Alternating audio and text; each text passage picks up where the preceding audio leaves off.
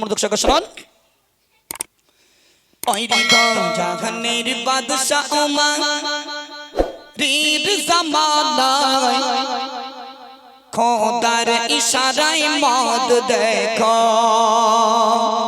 দূর হয়ে যায়,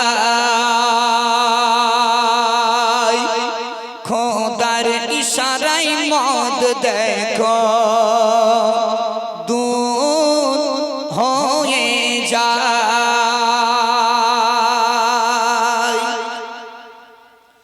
আইরি তো জাহানের বাদশা ওমর রির জামানায়, আইরি তো জাহানের বাদশা ওমর রির জামানায় খোদার ইশারায় মদ দেখো দুধ হয়ে যায়, খোদার ইশারায় মদ দেখো দুধ হয়ে যায়।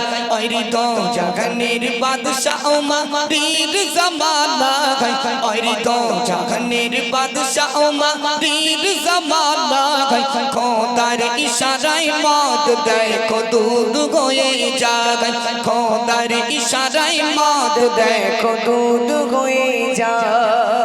সেই যুগের মানুষ কিছু, সেই যুগের মানুষ কিছু করি তো মদ পান, আর সেই মদ খেয়ে তারা হারা তো সব জ্ঞান, আর সেই মদ খেয়ে তারা হারা তো সব জ্ঞান।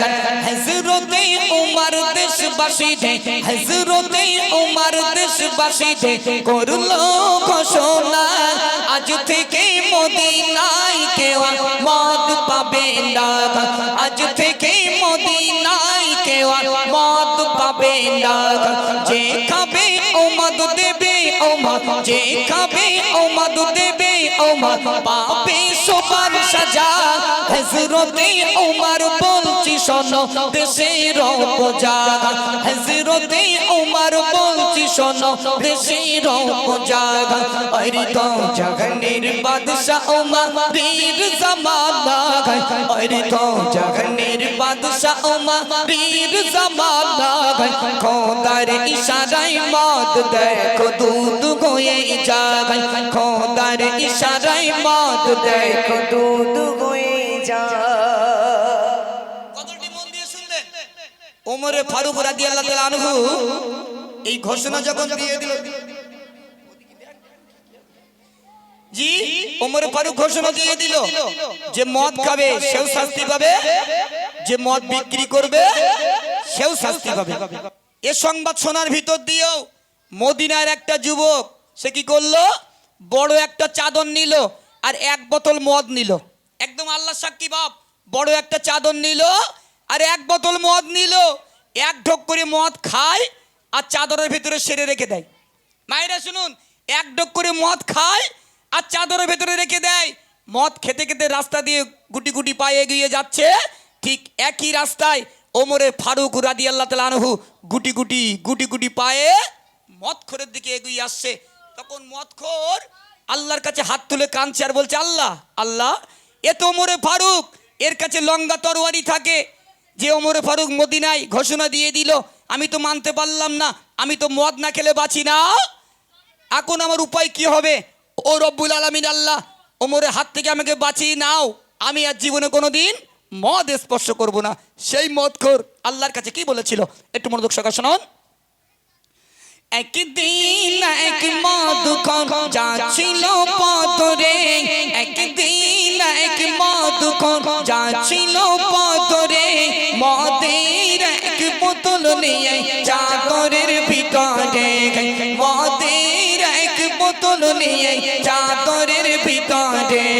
রাস্তার মাঝে দেখো ওগো, রাস্তার মাঝে দেখো ওগো, ওমরকে দেখা পাই, সে কি বলিবে কি করিবে কোনো জবাব নাই, সে কি বলিবে কি করিবে কোনো জবাব নাই।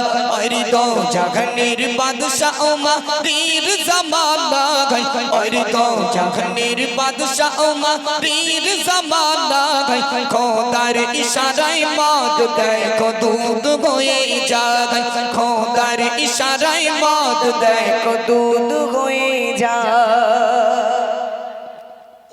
ওমরে ফারুক ফারুকের সঙ্গে যখন ওই যুবকের দেখা হলো, তখন ওমর ফারুক বললেন, এই যুবক, তুমি আমাকে দেখে চাদরের ভিতরে কি রাখছো বলো। তখন ওমর ফারুক ওই যুবককে কি বলেছিল একটু মনোযোগ সহকারে শুনুন।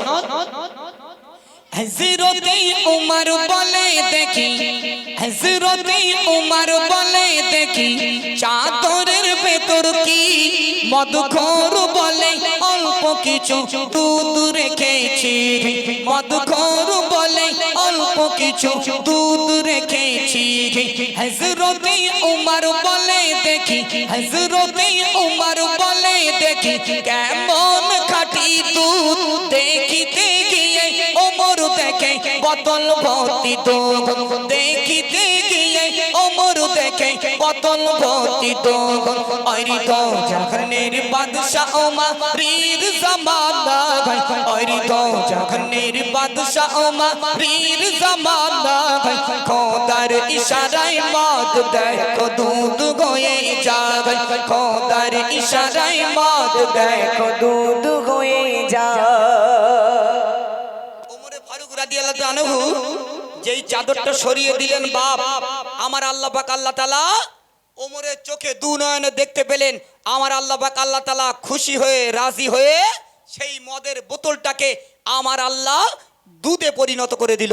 একবার জোরে বলুন না সুবহানাল্লাহ, একটু মন খুলে বলুন।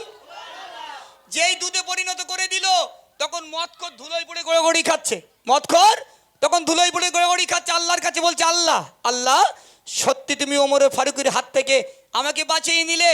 ও আল্লাহ, আমি মদখোর, আপনার কাছে জবান দিয়ে দিলাম, আমি যতদিন দুনিয়ার জমিনে হায়াতে জিন্দেগিতে বেঁচে থাকবো, ততদিন পর্যন্ত মদের গেলাস আজ থেকে জীবনের মতন ছেড়ে দিলাম, আর কোনোদিনও খাবো না।